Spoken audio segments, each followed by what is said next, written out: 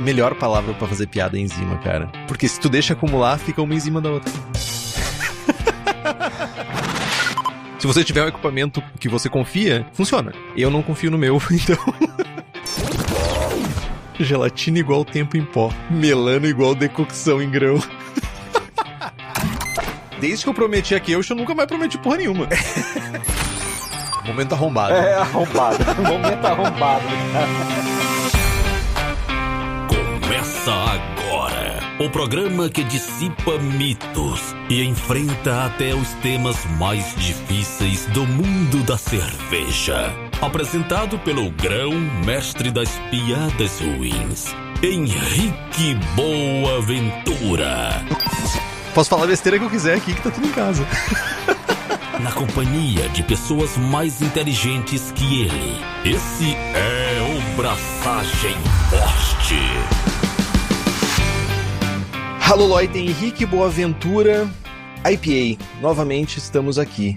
E para nos agraciar, para abrilhantar esse programa e falar um pouquinho sobre esse estilo recente, estilo moderno, estilo novo da escola norte-americana de cerveja, Red IPA, estamos com Jamal, esse jovem que manja tudo. Jamal, por favor, te apresenta. E aí, galera, aqui é o Jamal e hoje a gente vai falar sobre Red IPA, esse estilo que eu acho um estilo complicadíssimo de fazer. É verdade, não é um estilo fácil, não é um estilo comum, por assim dizer. Eu diria que ele talvez seja fácil atingir alguns pontos do estilo, mas todos os pontos necessários é um quebra-cabeça, eu diria. Vou falar assim, melhor ainda, Henrique, eu acho que é difícil ficar bom. Tem que fazer algumas coisas específicas para deixar ele melhor que uma IPA. Então, e para diferenciar, né? Não somente deixar bom, como diferenciar de outras IPAs. Essa que é a grande questão também. O que torna esse estilo diferente? E sabe, Jamal, quem já estava sabendo que ia rolar esse programa, quem já estava sabendo que tem toda uma programação específica e principalmente ficaram apaixonados pela tua presença aqui no Braçagem Forte, são os nossos queridos apoiadores e apoiadoras, que tem vários benefícios: sorteios de equipamentos, livros e merchans exclusivos, participação no melhor grupo WhatsApp cervejeiro do país, acesso ao Julgando Forte, que é a nossa iniciativa de treinamento e aperfeiçoamento de avaliação de cervejas, que já tá com kit, quase fechando as portas do kit da Stannis, que vai ser o kit que nós vamos avaliar agora em março. Então, se você quiser participar, ainda dá tempo. E se você quiser comprar cerveja da Stannis, o site é stannis.com com 2 N's e você pode usar o cupom BFL12 e ganhar 12% de desconto em qualquer produto. Então, se quiser ter acesso a tudo isso, faça como Alan George, André Leguelé, Carlos Alberto Poitevin, Carlos Rogério de Carvalho Dutra, Cíntia Okawa, Denis Torizani, Edmar Kaufeld, Felipe Augusto Kintzer, Gabriel Mendes Souza Martins, Christopher Murata, Leandro Almeida, Luiz Henrique de Camargo, Marcelo Maciel, Maurício Grelei Martini, Ricardo Peixoto Gonçalves, Rodrigo de Lima Costa, Rubens Fernando, Thales de Souza Faria, Thiago Fernandes Dias, Wellington de Oliveira Ferreira, além de um séquito de outras pessoas mais que nos apoiam pelo Apoia-se. O link é apoia.se/braçagem-forte. E eu queria aproveitar a oportunidade para falar sobre uma camiseta que conquistou a minha preferência. As camisetas da Insider. O rolê é diferenciado. Veste bem, não amassa, não desbota, e para nós que passamos horas na frente de uma panela quente, suando horrores, ela tem uma tecnologia anti-odor e dá uma sensação de frescor, o tal do conforto térmico. A sensação que eu tenho é que seria possível sair de uma abraçagem pronto para aquele passeio em família, para dar aquele rolezinho. Como vocês já sabem, eu estou sempre curioso para saber, né, sobre essas informações, e fui atrás de entender o que tem por trás dessa Tech T-shirt, e ela parece coisa de ficção científica mesmo. É como se fosse o ápice tecnológico da camiseta do dia a dia. Tecido exclusivo e modelagem perfeita para juntar conforto e vestir naquele grau. Corre no site da Insider e compra as tuas usando o cupom Braçagem Forte. Boas braçagens!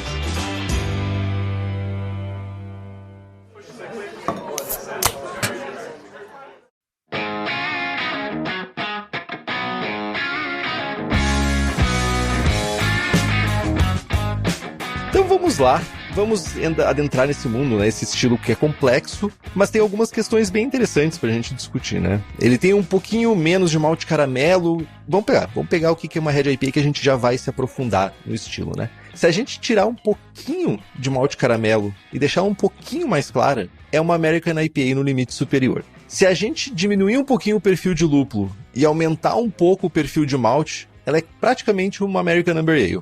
Então a verdade é que, tipo, a gente não consegue simplesmente fazer uma Red IPA transformando uma receita de, por exemplo, uma Red Ale em uma Imperial Red Ale. Isso a gente vai discutir depois, inclusive. Mas ela é uma criação moderna, um híbrido de uma American IPA e uma American Amber Ale com algumas características extras. E uma das primeiras referências que a gente tem a esse estilo é a cerveja Socked Red from Midnight Sun, lá da cervejaria Anchorage, no Alasca. E em meados dos anos 2000 ela foi criada, uma cerveja com 5,7% de teor alcoólico e uma combinação de lúpulos envolvendo Cinco, Cascade, Centennial e mirando lá na casa dos 70 IBUs. Então essa foi a gênese desse estilo complexo, por assim dizer. Segundo o BJCP, o estilo 21B Specialty IPA, subestilo Red IPA, tem como impressão geral uma cerveja lupulada, amarga, de teor alcoólico moderadamente alto, como uma American IPA, mas com caráter de caramelo, toffee ou fruta similar a uma American Amber Ale. Mantendo o final seco e o corpo leve que torna as IPAs fáceis de beber, uma Red IPA é um pouco mais saborosa e maltada que uma American IPA, sem ser doce ou pesada. No aroma de lúpulo de moderado a forte, muitas vezes com caráter de frutas de caroço, de frutas tropicais, frutas cítricas, resinoso, de pinho, de frutas vermelhas ou de melão, ou seja, praticamente qualquer coisa. Aroma adocicado de malte de médio, baixo a médio, combina bem com a seleção de lúpulos, geralmente apresenta caramelo de médio a escuro, toffee, pão tostado ou caráter de frutas escuras. O caráter de fermentação é limpo, perfil limpo, né? Ésteres de intensidade baixa são opcionais e o leve aroma alcoólico é opcional. Na aparência é onde essa cerveja brilha. Cor variando de âmbar avermelhado claro a cobre avermelhado escuro, limpa, leve turbidez é opcional, como em todas as cervejas com bastante dry hop. Colarinho de tamanho médio de quase branco a creme com uma boa persistência. No sabor de lúpulo de médio a muito alto, com os mesmos descritores do aroma. Suporte de malte limpo, de médio baixo a médio, com os mesmos descritores do aroma. As escolhas de malte e lúpulo não devem produzir conflitos de sabor, que é o que tu trouxe inicialmente, lá quando a gente estava conversando antes do programa, que é aquele conflito de alguns que pode existir entre lúpulo e caramelo, mas a gente vai falar depois. Amargor de médio a muito alto, sem aspereza, final de seco a médio, com retrogosto amargo, lupulado e maltado. Ésteres baixos são opcionais. Sabor de álcool muito baixo é opcional. E o malte não deve ofuscar o sabor e o amargor do lúpulo no equilíbrio. Sensação na boca, o corpo de médio leve a médio, com uma textura macia, carbonatação média a médio alto, sem aspereza, e um leve aquecimento alcoólico é opcional. Então, um comentário que o BJCP traz sobre esse estilo é que ela foi destacada da American Amber Ale para melhor diferenciar os exemplos com maior teor alcoólico e altamente lupulado das cervejas mais equilibradas e de teor alcoólico padrão. Comparação entre estilos, uma versão com teor alcoólico mais alto, lupulada e amarga do que uma American Amber Ale. Não é tão maltada e doce quanto uma American Strong Ale, mais seca, menos alcoólica e não tão maltada quanto uma American Barley Wine, menos chocolate e caramelo que uma Brown IPA, mas com equilíbrio semelhante. Nas estatísticas, a gente tem uma densidade inicial de 1056 até 1070, uma FG, uma densidade final entre 1008 e 1016, IBUs entre 40 e 70, a cor vai de 11 a 17 SRM e o teor alcoólico fica entre 5,5% e 7,5%. Como exemplos comerciais citados pelo BJCP, a gente tem a Every Hog Heaven, a Cigar City Tocobaga Red IPA, Modern Times Blazing World, Togger's Nugget Nectar. E, Jamal, se você, ou na verdade qualquer outra pessoa, querendo se aventurar em fazer uma Red IPA e não quer errar a receita, a Lamas Brew Shop tem a solução para você. Lá no site da Lamas, tu encontra um kit de Red IPA prontinho para te fazer em casa. Além da facilidade de ter uma receita testada e aprovada por cervejeiros profissionais, o assinante do Braçagem Forte também tem 5% de desconto no site da Lamas. Então corre lá no site lamasbrewshop.com.br e faz as tuas compras.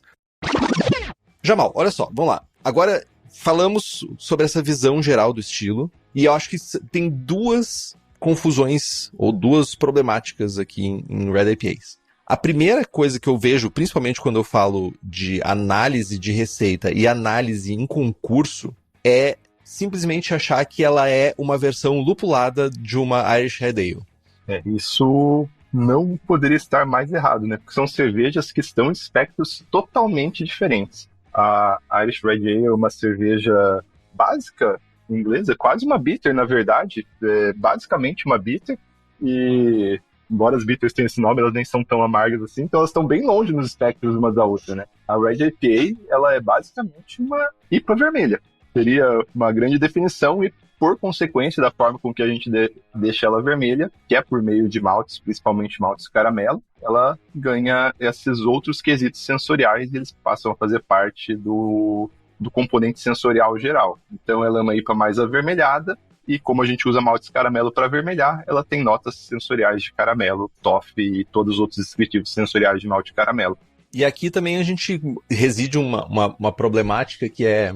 Quando o BJCP trouxe lá no Guia de Estilos de 2015 essa separação de estilos especiais de IPA, que daí começaram a surgir, Red IPA, Brut IPA e tudo isso, ficou uma linha muito tênue. A linha entre as divisões e muitas vezes se sobrepondo entre estilos, isso gerou muita confusão também. Por isso que eu mencionei antes, né? Isso aqui é uma Red IPA no limite inferior? Ou é uma American IPA no limite superior? Ou ainda uma Brown IPA no limite inferior, sabe? Essas intersecções dificultam muito para as pessoas que vão fazer essa cerveja em casa entender, sabe? Tipo, onde é que eu tenho que me encaixar aqui? E é muito provável, mas muito provável mesmo que uma IPA com um pouquinho mais de maltes caramelo que você jogar para o limite superior, ela possa performar bem em um concurso nas duas categorias, na categoria geral de IPA ou de Red IPA, porque não precisa ser exatamente red, vermelha, né? Ela é um amber ali,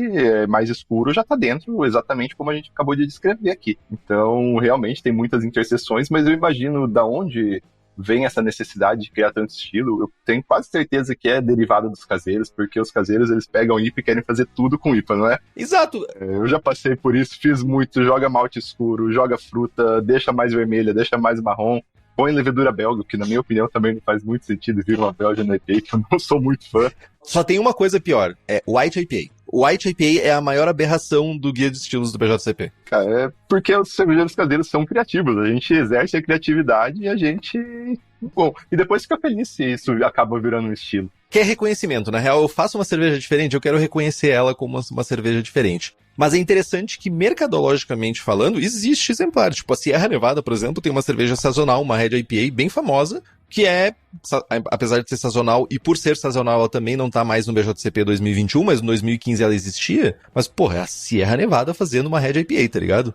E eu acho que uma das principais vantagens da gente classificar a cerveja por estilos é facilitar para o consumidor. Por que surgiu o Cold IPA? Porque as IPAs normais, elas passaram a ter características diferentes do que originalmente tinha, e a pessoa queria pedir uma IPA que fosse seca, amarga, e não... Ia lá, chegava, via no tap list um monte de IPAs, chegava lá, na verdade era uma cerveja super doce, bom, pelo menos no conceito de IPA, né? Uma cerveja doce, espessa e toda frutada, que talvez não era o que os consumidores estavam esperando. Isso pelo menos foi a justificativa das pessoas que criaram o estilo. Eles queriam ter uma forma de definir melhor o que eles esperariam quando eles entrassem no bar e pedissem estilo. E nesse quesito, uma Red IPA, ela cumpre muito bem o papel, né? Porque se você chegar lá e pedir uma Black IPA e uma Red IPA, você sabe talvez um pouco mais do que você vai receber do que pedir uma IPA num sentido mais amplo, sendo que pode ter versão com levedura belga, pode ter versão vermelha, pode ter versão marrom, pode ter versão preta, diferenciando do que era o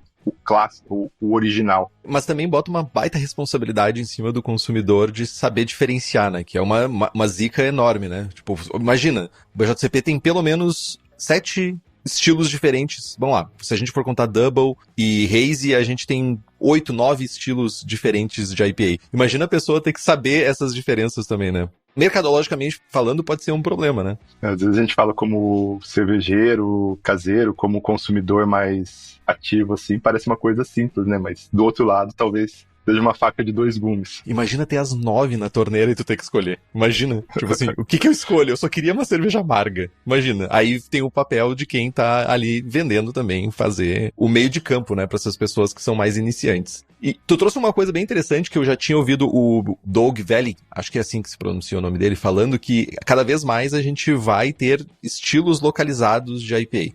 Essa é a visão dele pro mercado, pro futuro, é cada vez mais nichar estilos e variantes específicas de mercado. Então, vai surgir mais coisas tipo Red IPA, daqui a pouco vai surgir, sei lá, Blue IPA, Green IPA, tô só vendo. Cara, eu nem peguei a pira da Mountain IPA, que tem a East Coast e a West Coast, são as duas E coluna do clássicas lá dos meio. Estados Unidos, e fizeram a do meio, a Mountain IPA. Eu nem peguei o que é. Na verdade, eu nem sei direito o que é uma Mountain IPA. É um erro, Jamal, é um erro. A Mountain IPA é uma coisa errada.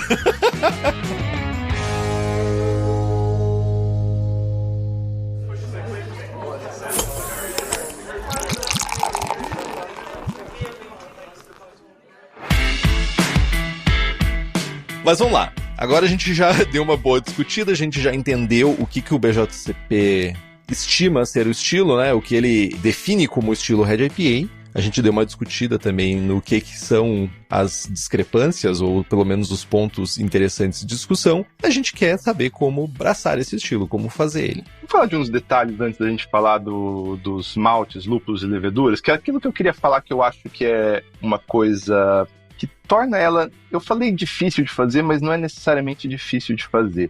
Eu acho que uma Red IPA, ela tem o fardo de tentar equilibrar coisas que elas não se batem tão bem assim. São os sabores vindos dos maltes caramelo com os lúpulos americanos, mais tropicais, mais frutados. Parece assim que eles não são coisas que combinam, que conversam tão bem. Na minha cabeça, e eu tiro essa história só da minha cabeça, eu que inventei toda a história na minha cabeça, e a West Coast IPA, né, aquela IPA que é bem branquinha, bem seca, com um monte de lúpulo americano, ela surgiu justamente em função disso. As primeiras IPAs nos Estados Unidos eram inspiradas nas IPAs inglesas, que tinham toques de caramelo muito mais acentuados, com levedura mais frutada, só que tudo isso combinava. Então, o lúpulo mais terroso inglês combinava muito bem com o malte caramelo e com o toque frutado da levedura. Fazia muito sentido. Agora, quando pegou essa mesma IPA inglesa e colocou lúpulo tropical, parecia que algo não estava batendo. Isso é da minha cabeça, eu que inventei isso.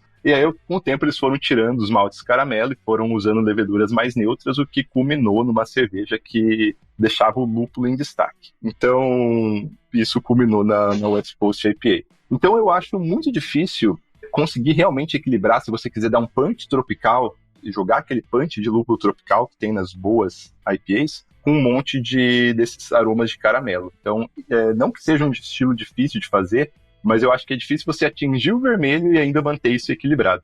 Mas tem uma parada bem interessante que tu trouxe aí. Anos e mais anos consumindo e eventualmente fazendo cervejas com lúpulos frutados, onde a gente tem esse frutado mais caroço, mais frutas tropicais, eu também acho que gerou um estresse sensorial nas pessoas, que agora, tipo, sempre precisa ser mais e mais e mais. E tem alguns estilos que, apesar de, falando de Red IPA especificamente, que apesar de permitir, vamos falar assim, permitir esses lúpulos, a impressão que eu tenho é que talvez more aqui uma decisão que talvez não precise ser lúpulo tropical, saca? Talvez eu possa optar por alguma coisa clássica norte-americana, por exemplo, os 3Cs ou 4Cs, né, que a gente fala, pra talvez vamos lá, American IPA pra mim, como ela tem uma base bem neutra, combina com qualquer coisa. Tu pode colocar qualquer lúpulo, absolutamente qualquer coisa, porque tu tá dando ênfase pro lúpulo. Mas quando a gente vai para esses estilos mais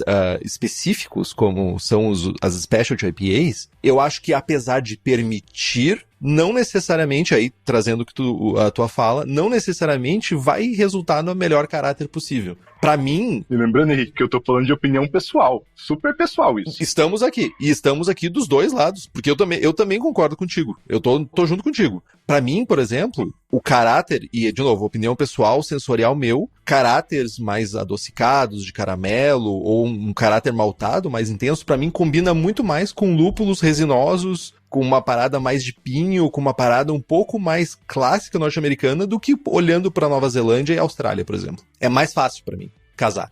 Então a gente tem já um dos caminhos que é a seleção de lúpulo, né? Não selecionar qualquer lúpulo, mas alguns lúpulos específicos possam talvez ter uma performance melhor. E no quesito de atingir tons avermelhados, eu acho que isso é uma coisa importante. Para mim é muito importante que ela se pegar, porque, cara, o visual para mim de uma cerveja, ele diz muita coisa. Então quando eu pego uma Red IPA, uma Irish Red Ale, ou essas cervejas avermelhadas, cara, se ela não for vermelha, é um pouco desapontador. Se ela não for um marrom tendendo ao vermelho, se ela não estiver ali translúcida, desaponta um pouco, né? Pegar uma Red IPA toda turva, marrom, que ela tá, na verdade, marrom turvo. Cara, é um pouco frustrante nesse aspecto. E uma das coisas mais difíceis que a gente tem na cerveja, que nós buscamos como cervejeiros, é atingir tonalidades avermelhadas, né? Buscar tonalidades avermelhadas é um grande desafio. É uma faixa muito específica, né? E é uma combinação também de fatores que levam a esse tom vermelho, rubi, sem contar com a quantidade de gente usando acessórios para isso, né? Desde hibisco até suco de beterraba, né? Para fazer isso. Cara, hibisco é uma forma boa de conseguir.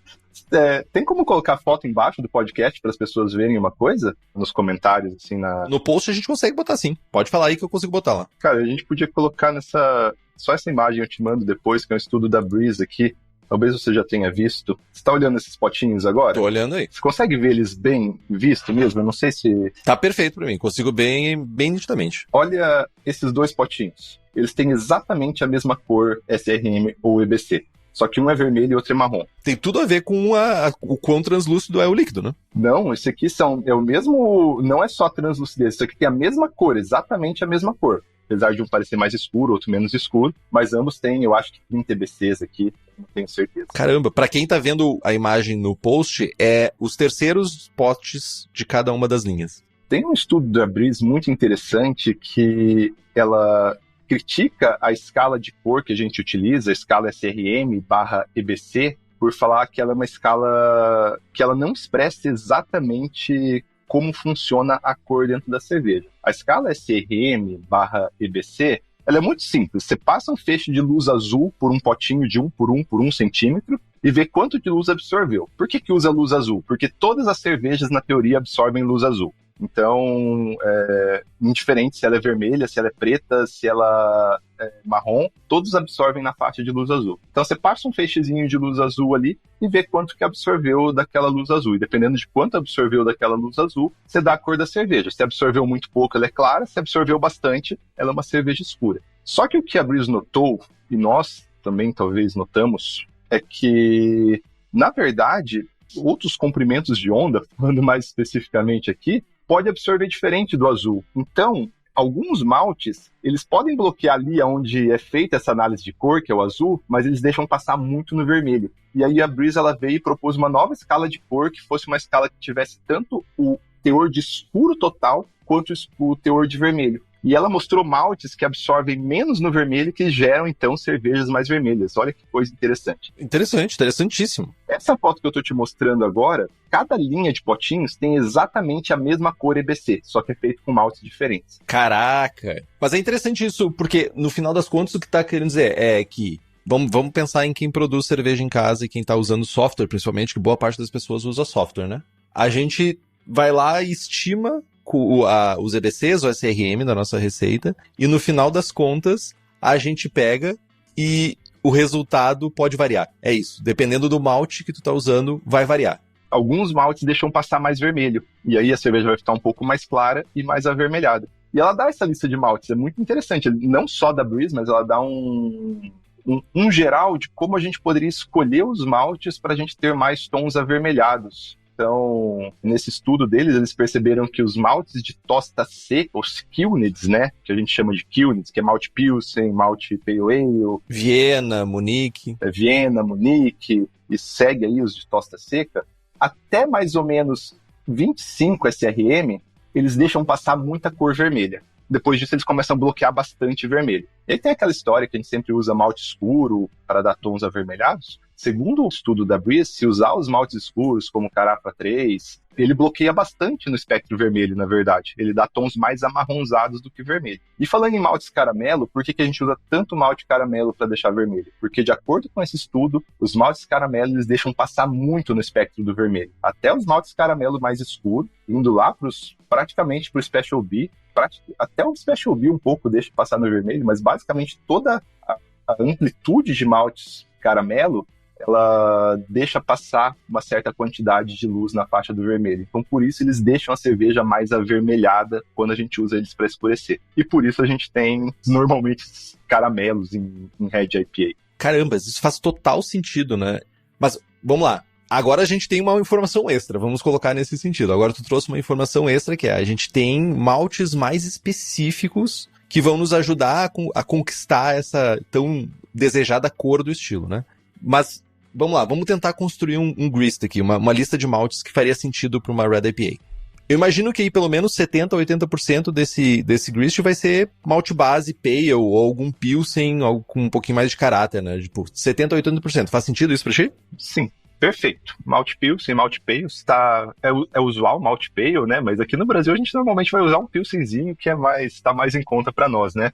Total. E tem algumas receitas bem interessantes. Eu até fui ver em alguns vencedores da National Homebrew Competition, que é usando, por exemplo, Mary's Otter. Só que, né, Mary's Otter pra nós é preço de ouro, né? Então, não sei se faz tão sentido usar Mary's Otter numa cerveja que, no final das contas, vai ter caráter de malte, mas é lúpulo, né? É, sim. Pra eles não é tão caro quanto é pra nós, né? Eu sempre falo, se você vai fazer pra um concurso, talvez você pode ir um pouco mais nesses pequenos detalhes, mas pra fazer pro dia a dia, eu acho que às vezes é sobrepreciosismo, né? Eu sempre lembro do Estevão falando que na cervejaria não faz sentido nem usar o pale. É usar pilsen, cara. Tipo, no final das contas, fazer IPA com pilsen. Se faz pilsen e bota um chorinho de Munique, tá tudo em casa. Não faz sentido estocar malte pale. Então a base é essa mesma. A base é 80% de malte pilsen / pale ale, e aí a gente vai pros especiais. Nos especiais tem as duas linhas, os especiais, os Kilneds, os de tosta seca e os caramelos. Perfeito, que aí a gente vai olhar um pouquinho ali. Em linhas gerais, eu até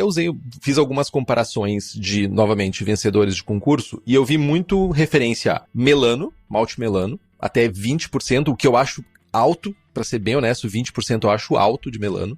Malte Viena é uma coisa muito comum também. Malte Viena vai trazer o tostado, traz um pouquinho de cor. É um malte que eu acho que traz uma característica bem semelhante ao que o descritivo do estilo tá pedindo. Aí tu pode dar uma pesadinha aí nos 20%, por exemplo, se tu quiser. E se for ver, eles estão bem naquela faixa dos maltes low kilned, na verdade, né? Você não pode pegar maltes de tosta seca muito escuros, mas Melano, Viena, Munique, tudo dentro da teoria da Brice, pelo menos. Perfeito. E principalmente se a gente for pegar Viena, por exemplo, os Vienas, por exemplo, Viena da Weiermann, que ele é um pouco mais escuro, ele é um pouco mais alto, isso ajuda também pra cor, se você quiser, mas principalmente, pensem não somente cor, né? Tem que pensar também em sabor e aroma que vai ser adicionado. E aí tem o cara Red, que é o da Weiermann, né? Que ele cai exatamente nessa faixa que tu tava falando, mais pro limite superior, inclusive, né? Que é um malte fantástico, ele vai trazer um pouco de caramelo, porque é um malte caro, né? Mel, biscoito, e ajuda muito a ajustar a cor. E aí a gente segue com os maltes caramelo mesmo, né? A gente entra no mundo daí que aí é uma decisão bem grande, né? Tu pode ir pro lado de vou usar somente um malte caramelo ou fazer blends, daí fazer proporções diferentes de malte caramelo. E em linhas gerais a gente sempre fala, quando a gente fala de estilos um pouco mais de complexidade, que a gente quer caráter mais maltado, a gente fala de fazer um blend pra gente conseguir ter um pouco do caráter mais reto, por assim dizer, de maltes crystals mais claros, com caráter mais acentuado de maltes crystals mais escuros, né? Aí a gente poderia, por exemplo, mirar em 10% de crystal 60, que vai trazer toffee, vai trazer casca de pão, pão assado, com também 10%, mas lembrando, tá, gente? Isso aqui vocês podem variar. Receita tem que ser pensada nesse sentido. Tu também pode usar o Crystal, o Caramel 120, que ele vai trazer um toffee mais intenso, ele vai trazer um dulçor, dependendo da maltaria, traz um pouco mais de frutado também, que pode complementar essa receita. Cara, e é engraçado que quando eu estava me preparando ontem para nossa conversa hoje, eu fiz um esboço de maltes que eu usaria, que tá muito parecido com o que... Tá todos exatamente os maltes que você citou aqui, quase que nessa ordem. Eu li teus pensamentos, Jamal. No final das contas foi isso. A base é malte pale, seguido, em vez de Viena, Munique, mas estão ali, né? Viena e Munique estão de mãos dadas ali, o Munique ele é um pouquinho mais escuro. Cristal 60, Cristal 120 e, contra a minha vontade, um pouquinho de malte escuro que absorve as frequências vermelhas, mas para não usar tanto caramelo. Porque por mais que aqui a gente coloque as faixas, né, usa melano até 20%, Viena até 20%, caramelo cristal até 10%, caramelo 120 10%, não joga tudo isso junto, né, nessas proporções. Jamais faça isso. faz uma opção, senão vai virar uma bomba de caramelo.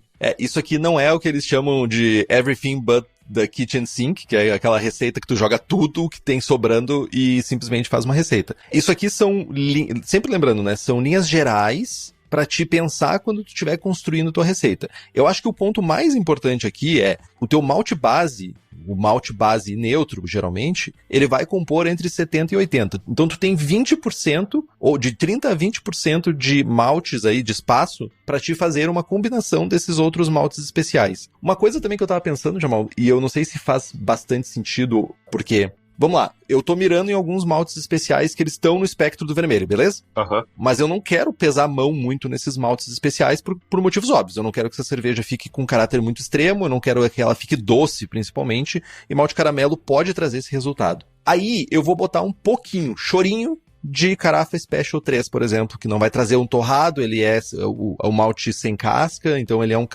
caráter mais ameno, né, de torrado. Exatamente isso. Então ele talvez, esses maltes avermelhados, vai ajudar a escurecer, né, esses maltes, certo? Exatamente. Usar uma pontinha de malte ali, ele vai dar... Não exagerar, obviamente, boa parte da cor tem que vir dos maltes caramelo ou dos high units, dos low units ali, né? Mas uma correçãozinha de cor com carafa, eu acho que é uma coisa importante no sentido de você não exagerar tanto em malte caramelo, porque a gente não quer uma bomba de caramelo nessa cerveja. E, inclusive, eu não me oporia nem um pouquinho, inclusive a minha receita depois, eu usaria açúcar simples aqui para ajudar a secar um pouco essa cerveja. Sabe o que eu pensei, Rick? Cervejas inglesas mais tradicionais, elas usam bastante caramelo de açúcar simples para secar e para dar cor. E o caramelo de açúcar simples, ele passa muita cor na região do vermelho. Eu fiquei até pensando em fazer um teste aqui em casa, em fazer uma Red IPA com caramelo de açúcar, para trazer as cores avermelhadas no caramelo de açúcar. Que faixa de caramelo? Fazer aquele caramelo mais escurão, porque o caramelo mais escurão ele vai deixar passar muita cor no vermelho, totalmente ele vai deixar passar no espectro vermelho, vai deixar a cerveja seca. Cara, eu fiquei pensando nisso, falei, cara, eu vou fazer esse experimento lá em casa logo, mas eu nem ia trazer aqui pro podcast, eu ia testar se ficava bom primeiro. Acabou de criar expectativas, Jamal. É isso que eu vou te dizer. Vai ter que fazer um programa sobre isso agora. Porque, cara, caramelo de açúcar simples é muito usado pelos ingleses. Até tem aquele livro de cervejas super históricas, tem um livro super legal de cervejas históricas que vem lá desde 1800, e lá no começo do livro já tem receita de caramelo, assim, porque era usado amplamente. E a caramelo de açúcar invertido, na verdade, que eles fazem. Esses caramelos mais escuros 3 horas ficando ali cozinhando para virar o caramelo mais escuro, só que ele deixa vermelho mesmo, assim.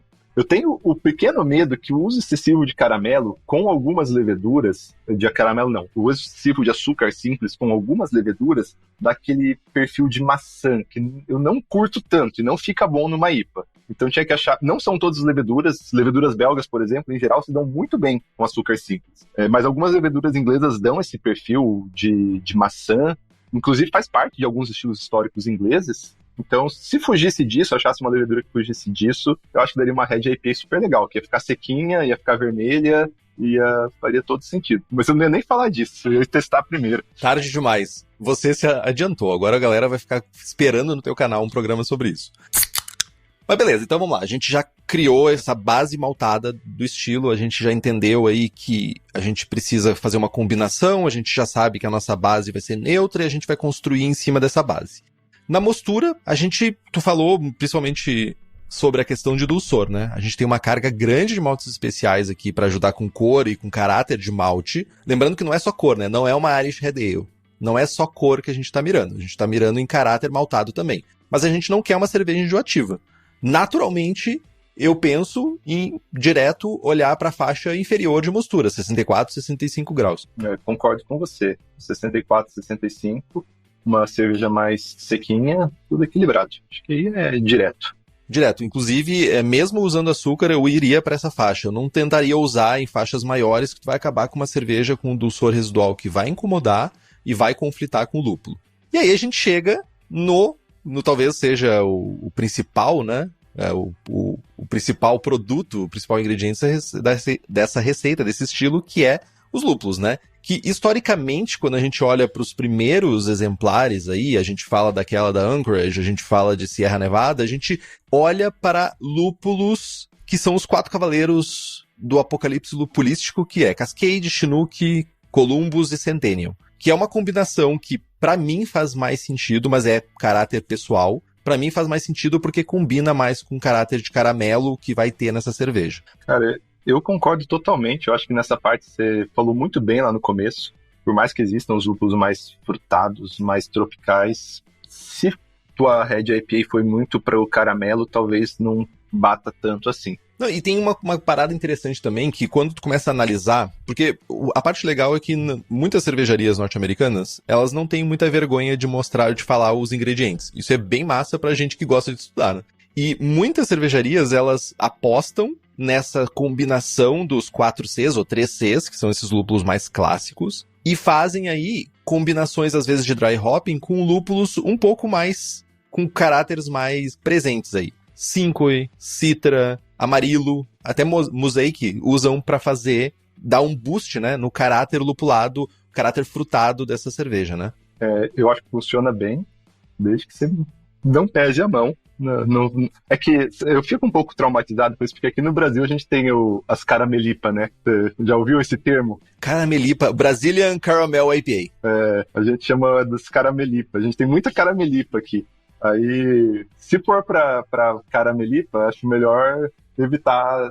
Bom, se bem que aqui a gente faz muito caramelipa e as pessoas gostam. Mas pensando assim, em questão de como funciona entre si. Mas, no fim, o gosto é pessoal, né, Henrique? Tem pessoas que provavelmente vão gostar. Mas eu tô, às vezes, sendo meio chato nisso, mas lembrando que é pura questão pessoal. Mas tu trouxe um ponto bem legal, cara. Bem legal, que é, no Brasil, as pessoas gostam de cervejas mais doces. Isso é um fato. E a gente aqui, talvez erroneamente, assumiu que por a gente adaptar um estilo para ser mais doce, não quer dizer que não seja, quando a gente fala de estilo norte-americanos, por exemplo, que eles não sejam um caráter de caramelo. E eu tive uma experiência bem massa, que eu tava sendo proctor de uma prova do BJCP, junto com o Gordon. E chegou pra mim, na mesa, pra gente avaliar, um estilo clássico de caramel IPA, que é aquela clássica que a gente sempre chama, que a gente sempre faz piada, que a gente diz que não gosta. E eu, naturalmente, comecei a discutir com o Gordon. Tava eu, o Gordon e Tomás Pupo. E comecei a discutir dizendo que aquela cerveja era ruim.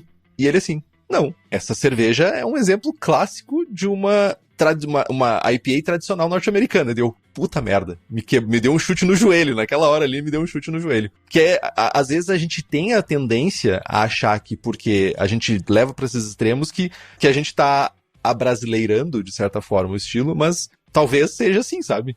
Mas falando no outro espectro Teve uma vez que o Scott Jens estava aqui no Brasil, num encontro em Santa Catarina. Um monte de gente dando cerveja pra ele, eu tava com ele lá. Aí ele chegou, olhou pra mim e falou assim, vocês gostam de caramelo aqui, né?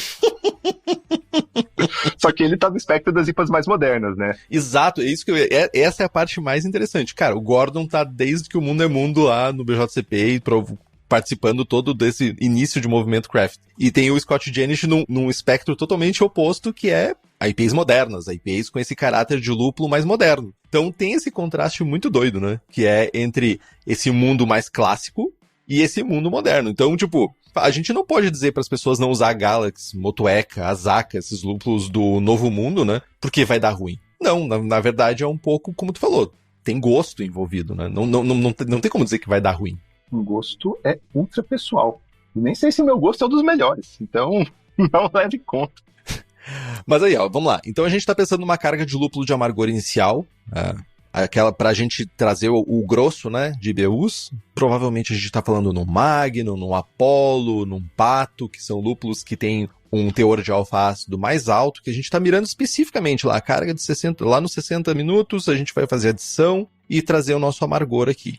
Aí você pode escolher o lúpulo da sua... Aí escolha, mas preferencialmente, eu sempre digo, use lúpulos com teor de alfa-ácido maior, porque tu vai economizar e tu não vai ter tanta matéria orgânica ali fervendo na tua cerveja. Mas eu acho que, para esse estilo, a gente tá falando de cargas maiores e cargas mais preciosas, né? De final de fervura, whirlpool hopping e dry hopping, né? Exatamente. Faixas ali partindo dos 5 gramas por litro para whirlpool hopping, 5 gramas por litro para dry hopping. Então, eu acho que A gente está numa época pós-moderna, assim, de IPAs, onde qualquer dosagem hoje pode ser muito pequena, né?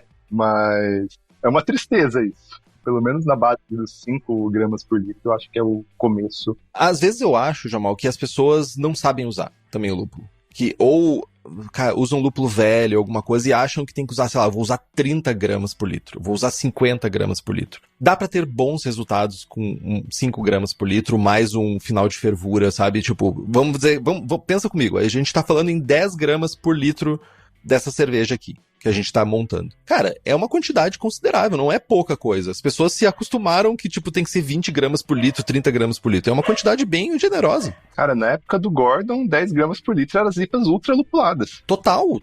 Era um caráter absurdo de lúpulo. Só que eu acho que também tem essa questão moderna que a gente tenta replicar esses extremos norte-americanos, quanto mais, melhor. Mas, cara, sabe que eu tenho uma opinião sobre isso que não é... No fim, tem 2 tipos de cerveja pra mim. As cervejas que elas são feitas pra serem impactantes e as que são feitas pra ser boas. E elas não necessariamente são as mesmas. Porque uma cerveja muito impactante, ela é muito boa no primeiro copo, assim. Mas uma cerveja mais equilibrada, com menos lúpulo, cara, ela é boa em absoluto. Você vai tomando... Às vezes eu faço uma analogia entre queijos. Eu não entendo nada de queijo, mas eu falo que a gente não pode braçar só queijo gorgonzola. Porque queijo gorgonzola, sei lá, você come é um impactante, assim. Mas tem que fazer a mussarela, porque o que você come no dia a dia, em grande quantidade, é a mussarela. Não dá pra ficar só fazendo gorgonzola. Cara, enjoa só gorgonzola. Pega e come só gorgonzola pra ver. É uma excelente analogia. Perfeita essa analogia. E, cara, eu digo isso sabe essas cervejas mais com densidade final mais alta, com carga de café, fruta, vamos pensar em smoothie, essas coisas. Gorgonzola. Tudo isso é o gorgonzola que é. Cara, tu toma um gole e tu diz assim, legal, tem um conceito aqui, tu consegue entender o conceito. Meu, às vezes é até impressionante, assim, no primeiro gole, assim. É total. Realmente impressionante. Agora pensa em tomar uma lata de 500 ml, de 475 ml dessa cerveja, 493 ml de uma cerveja tão impactante assim. Meu, é uma violência sensorial que chega no final tu tá adormecido, cara. Cara, eu lembro de uma vez que eu estava num podcast no Beer School, né? Quando eu tava tentando fazer podcast lá, a gente tava tomando umas smoothie, assim, e caiu a live no meio. Eu fiquei mó agradecido, porque eu não tava aguentando mais aquela smoothie. E eu tive que jogar fora, cara. Smoothie pra mim é um... Porque, assim, tomei o primeiro gole, eu fui super sincero. Falei, nossa, que cerveja maravilhosa. Aí dei o segundo, veio o terceiro, veio o quarto e não descia. Tinha lactose, eu não lembro o que tinha, acho que tinha açaí. Eu não lembro o que era exatamente e não descia. Tu tava tomando o ninho da papagaiada da Suricato, por acaso? Não, cara, não era da Suricato. Eu tomei essa com açaí, tipo...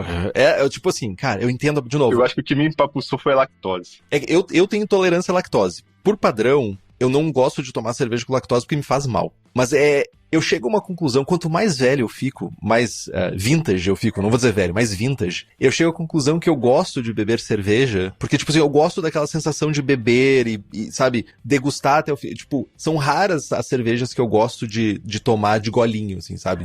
Vou provar, agora eu vou sentar aqui e vou fazer aquela degustação bem, bem devagarzinho, assim. Eu gosto, quando eu vou beber mesmo, eu gosto de sentar e pegar um caneco e dizer assim, agora eu vou tomar. E quanto mais eu vou passando o tempo, mais eu vou ficando fã de cervejas fáceis de beber. E menos fã de cervejas difíceis de beber.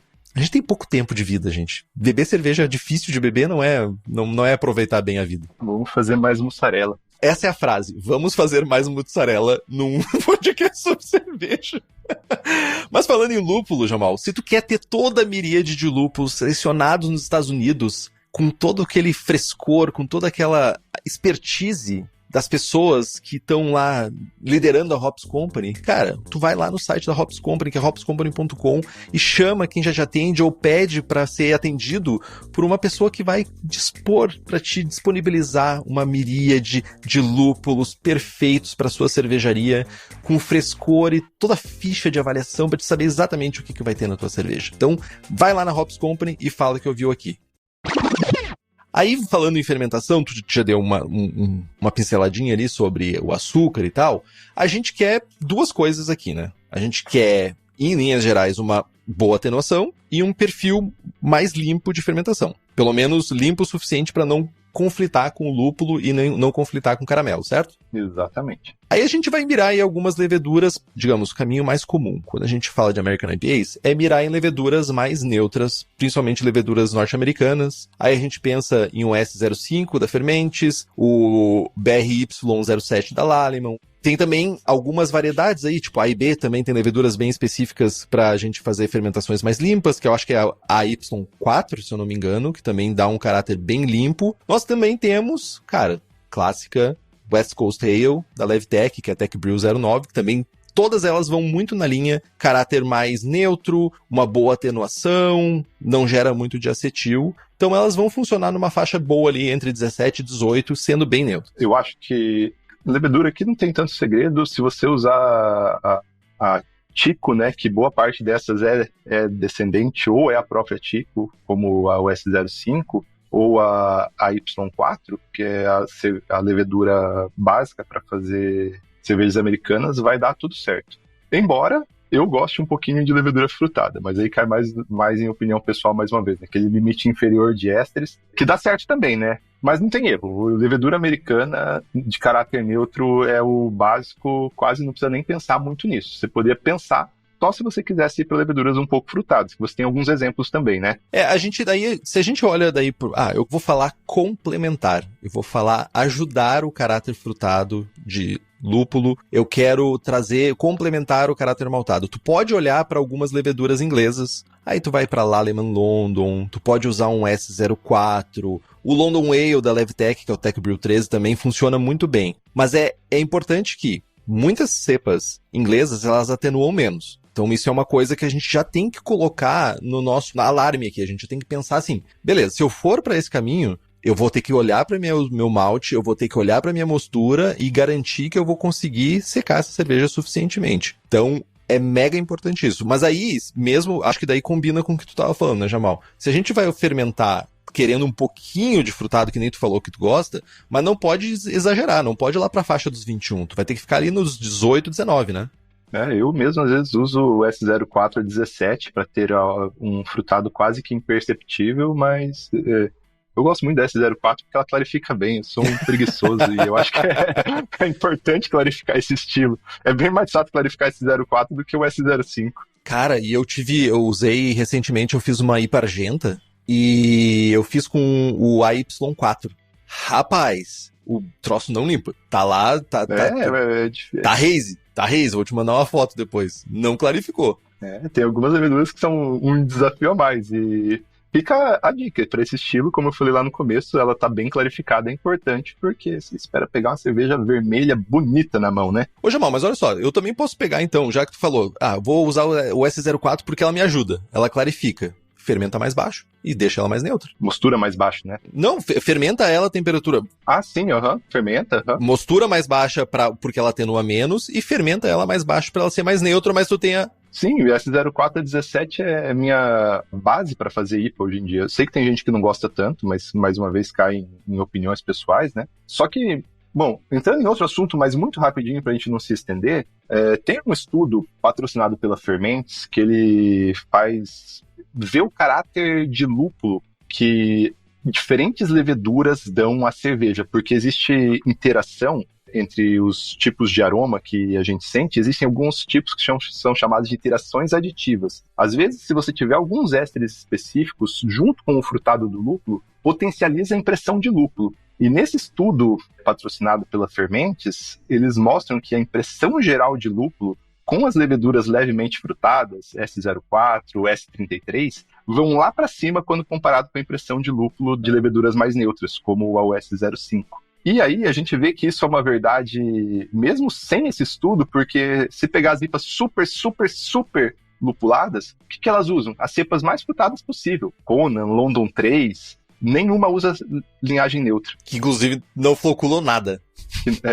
London 3 eles chamam de fog, né? Total. Porque fica a névoa. Mas faz sentido isso, né? Conhecimento empírico, mas o que no final das contas a Fermentes comprovou. Uhum. Que aí tem a chamada interação aditiva, né? A presença do frutado ressalta os aromas lupulados. E a gente vê isso nessas IPAs modernas. Então, se você quer talvez dar esse boost a mais, foca nas inglesas. É isso que tu tá dizendo.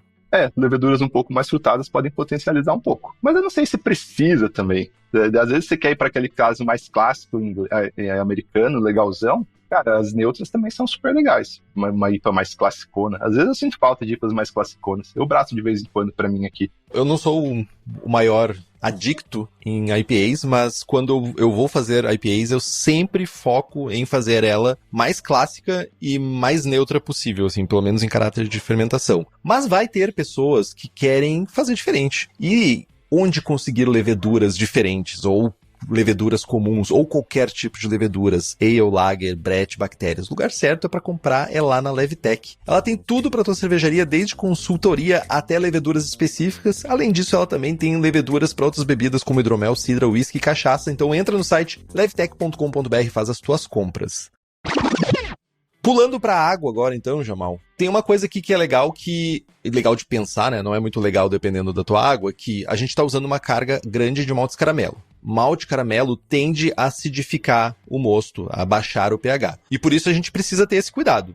Principalmente quando a gente tiver águas pouco mineralizadas. Por exemplo, a grande maioria das águas no Brasil são águas pouco mineralizadas e isso pode fazer que tu tenha uma cerveja mais ácida do que tu tá desejando, né? Isso é um problema e um cuidado, né? Isso, mas eu acho que, por outro lado, você deve maneirar no caramelo para isso nem ser um problema. Então, tipo, não exagera para não baixar o pH. É mais um indício que tu não tem que usar muito caramelo, é isso?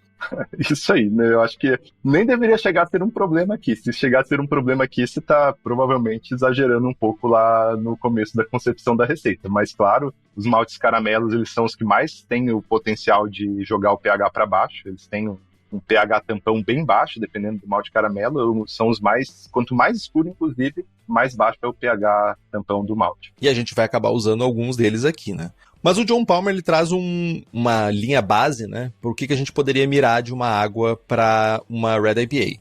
Ele fala, e de novo, isso é Palmer falando e não necessariamente você precisa seguir à risca isso aqui. Principalmente se você não souber como é que é a sua água, né? Então, tipo, cuidados. Mas ele fala em 75 ppm de cálcio, 20 ppm de magnésio, 50 ppm de bicarbonato, 200 ppm de sulfato, 50 ppm de cloreto e 25 ppm de sódio. Então, a gente está mirando uma cerveja com amargor de lúpulo mais definido, então a gente está trazendo mais esse caráter de lúpulo, mais amargor, né? Um amargor mais proeminente, e a gente vai estar ajudando com a clarificação e dando um pouco de ênfase nesse caráter de malte, com o sódio trazendo um pouco o famoso adicionar um pouquinho de sal para ressaltar o caráter doce, né? O cálcio ele vai ajudar a clarificar.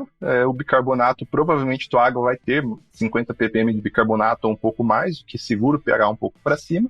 E os 200 ppm de sulfato clássico para dar aquele secor característico da cerveja americana, indo para mais clássica, né? As modernas usam mais cloreto, mas essa aí, indo para um caráter mais clássico, ainda mais pegando o John Palmer como referência, é o que eu usaria na minha também.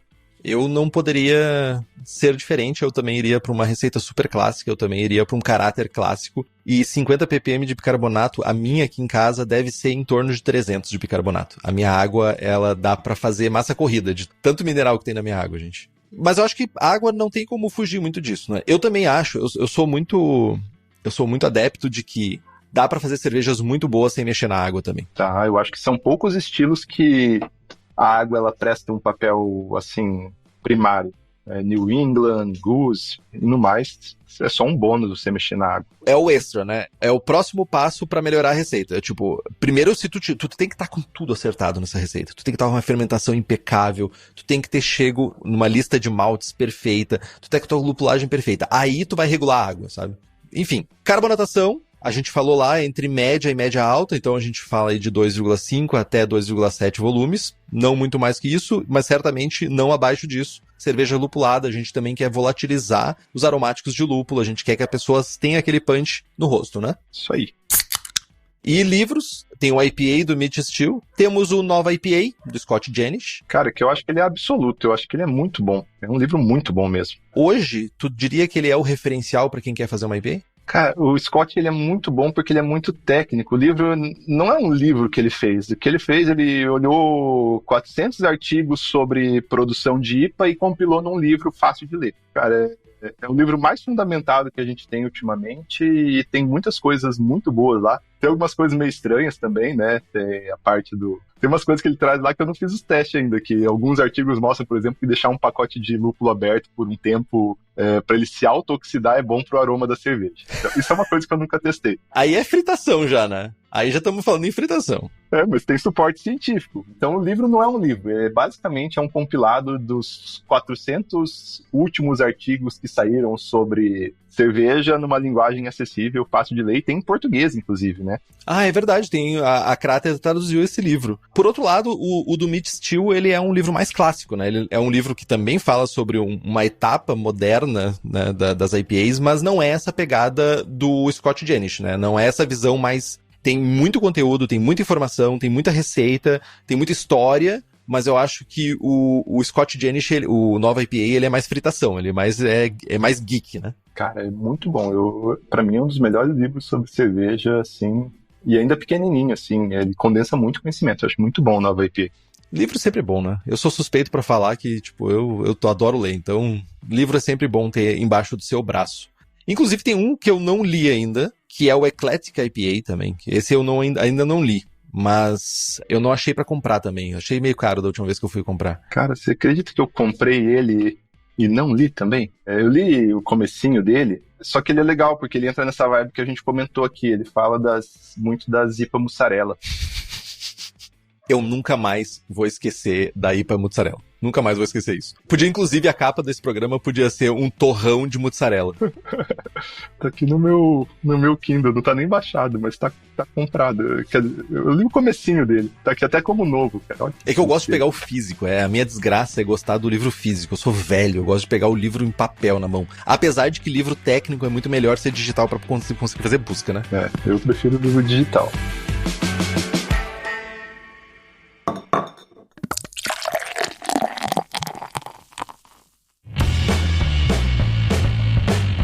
Mas vamos lá, se encaminhando aqui já para a finaleira do programa, antes da receita...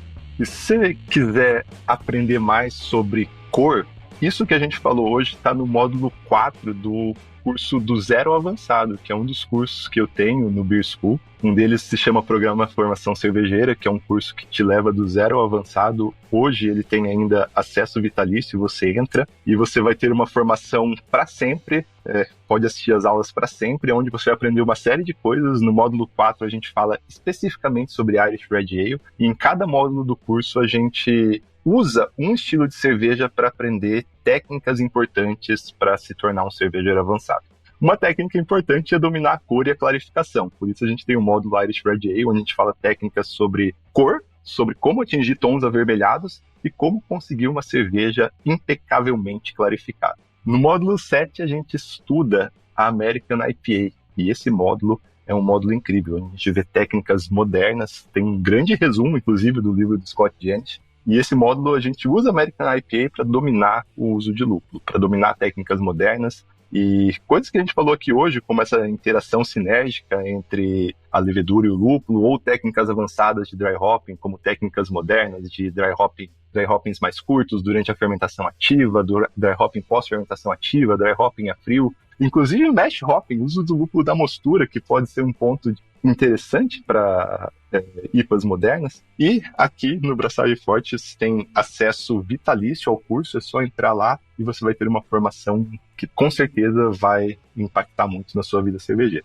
Além do programa Formação Cervejeira, nós temos 2 outros cursos de especialização, um exclusivo de lagers tchecas e um que está começando agora, exclusivo sobre cervejas belgas. Esse vai realmente a fundo na escola cervejeira, usando as experiências que eu tive nos próprios países, na República Tcheca e agora, mais recentemente, na Bélgica. Não é pouca coisa, é isso que eu digo. Aproveitem, gente. Conteúdo de qualidade é raro, vocês têm que aproveitar. Mas vamos lá, Jamal. Vou fazer a cagada de apresentar minha receita de Red IPA, que se chama Red Dead Redemption. Cara, é muito bom esse nome aqui, porque Red Dead Redemption é um jogo bom demais, né? É o melhor jogo da história, cara. Eu adoro esse jogo. Eu queria ter jogado o segundo. Às vezes eu quero comprar um Play 5 só pra jogar o próximo. Você não jogou também? Então, eu não joguei, eu só joguei o Red Dead Redemption. Eu joguei horas. Cara, o 1 era só pra se acalmar, pra ficar andando de cavalo sem fazer nada, andando a cavalo sem fazer nada, né? E é lindo, né? É um jogo lindo, né? Eu platinei o jogo. Eu consegui fazer tudo. Absolutamente tudo no jogo. Às vezes eu quero comprar um Play 5 só pra jogar ele e o novo GTA que vai sair. Eu queria só pra jogar o Red Dead Redemption 2, depois eu dava pra alguém. Tipo assim, beleza, eu não quero mais, mas tipo, eu não tenho esse tempo na minha vida pra fazer isso. Mas vamos lá. Parâmetros pra 20 litros. É uma densidade inicial de 1060, uma densidade final de 1012, 14 SRM de cor, 52 IBUs de amargor e teor alcoólico de 6,3%. Ingredientes. Entendam. Eu sou fã de usar pouco malte, mas aqui a gente precisa de uma quantidade mais alta de maltes. Então, 3,4 kg de Pale, 1 kg de Viena, 410 gramas de Cara Munique 3, 300 gramas de Cara Red, 300 gramas de melanoidina e 50 gramas, aquele chorinho de Carafa Special 3 para correção de cor. Cara, eu acho que tá super coerente com o que a gente falou aqui hoje. Não tem tanto malte caramelo, tem 13% de malte, 12% de malte caramelo e o resto de maltes high unit. Ela vai dar uma cerveja bem vermelha. A ideia é justamente essa, tipo, focar num caráter minimamente maltado, tentar atingir a cor que a gente tá pensando, principalmente com esse Carafa Special 3, a gente dá um pouquinho mais, escurecer um pouquinho ela, mas focar nisso. Beleza. Agora passando para lúpulos. Lembrando que eu tento sempre olhar para um olhar mais clássico. Eu tô pensando aí, amargor. 40 gramas de Magnum com 12% de alfa-ácido, 100 gramas de Cascade a 5,5% de alfa-ácido, 50 gramas de Centennial, 10% de alfa-ácido, 50 gramas de Chinook, 13% de alfa-ácido e 50 gramas de Cincoy, que talvez seja a coisa mais discrepante aqui, com 13% de alfa-ácido. Faz sentido também? Maravilha. Vou fermentar com a American Ale da Levitec, que também é para mim é uma levedura coringa para esses estilos. Procedimento segue muito o que a gente falou aqui. É um meshing ali a 65 graus por 60 minutos. Faço mesh out, eu recirculo constantemente no meu setup. Uso bag, então depois da mostura acabar, eu simplesmente aumento a temperatura, suspendo o bag, vou para fervura, adiciono 40 gramas de Magnum no início da fervura. Quando eu desligo o fogo, literalmente desliguei o fogo, toquei o chiller dentro, eu coloco 50 gramas de Cascade, 50 gramas de Centennial e 50 gramas de Chinook. Para trazer já caráter de lúpulo para essa cerveja. Aí eu vou resfriar até 18 graus. Vou fazer o inóculo do fermento e fermentar até 18 graus até o quarto final da fermentação e aumentar no finalzinho para incentivar a levedura a consumir o restinho de açúcar que tiver e se tiver algum tipo de acetil, alguma coisa, terminar ali mesmo a 21 graus. Chegou em 21, eu já soco dry hopping. E aí eu faço 50 gramas de Cascade e 50 gramas de Cincoy. Terminou, fez o dry hopping, vai talvez dar um hop creep ali, alguma coisa assim, que a gente... É melhor que aconteça no fermentador. Fechou isso, deixa ela flocular um pouquinho. Eu não costumo fazer cold crash, então tipo, eu deixo simplesmente o tempo agir, manda pro post mix, carbonata 2,7 volumes e é isso. Me critique, Jamal. Maravilha. Não te critico. Eu acho que, como eu disse antes da gente gravar aqui, eu fiz um esboço do que eu faria de receita. Ela tá relativamente parecida. Eu acabo usando um pouquinho menos de malte caramelo, mas como eu disse, naquela meu gosto pessoal, né? É isso. Vai mais ou menos no mesmo sentido, base de malte pale ou malte pilsen. Em vez do Viena, eu tendo a usar o malte Munique, pelo malte Munique ser um pouquinho mais escuro, então é mais ou menos a mesma quantidade de malte Viena que você faz, eu entro com malte Munique. E aí, 4% de malte caramelo 60, caramelo 120 somados, e o seu 1% igual você de Carafa Special. A ideia por trás dessa cerveja chega nos 35 EBC, que é a cor limite superior, eu acho importante, fica mais bonitona ali no limite superior. Uhum. É muito importante trabalhar na clarificação dessa cerveja e eu vou dar uma dica de ouro que eu dou para os meus alunos. Quando for apresentar essa cerveja, pega o copo mais fino que tiver, que ela vai ficar vermelha e translúcida. Pega o flute, a flauta que eles chamam. Porque...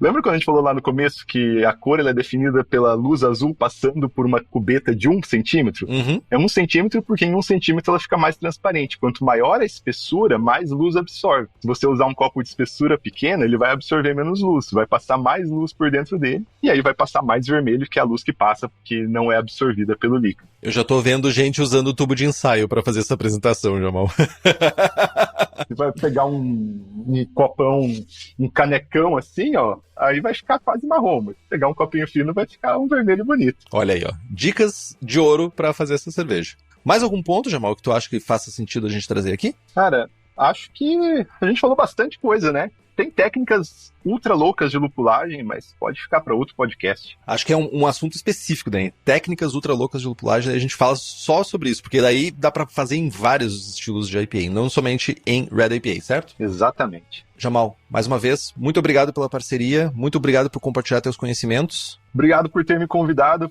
Foi um grande prazer falar desse estilo que é tão desafiador, mas que, bem feito, é bastante recompensador, porque é uma IPA mais bonita que uma IPA. Mas lembre sempre, né? É um pouco de gorgonzola e muito de mussarela.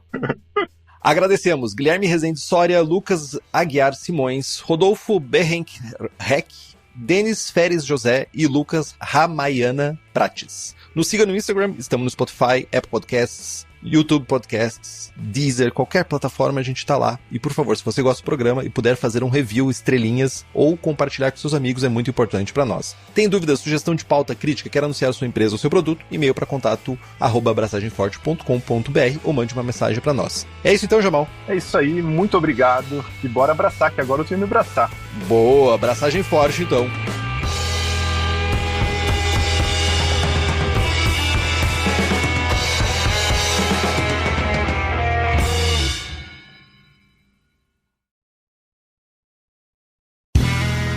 Este podcast foi editado por Play Áudios.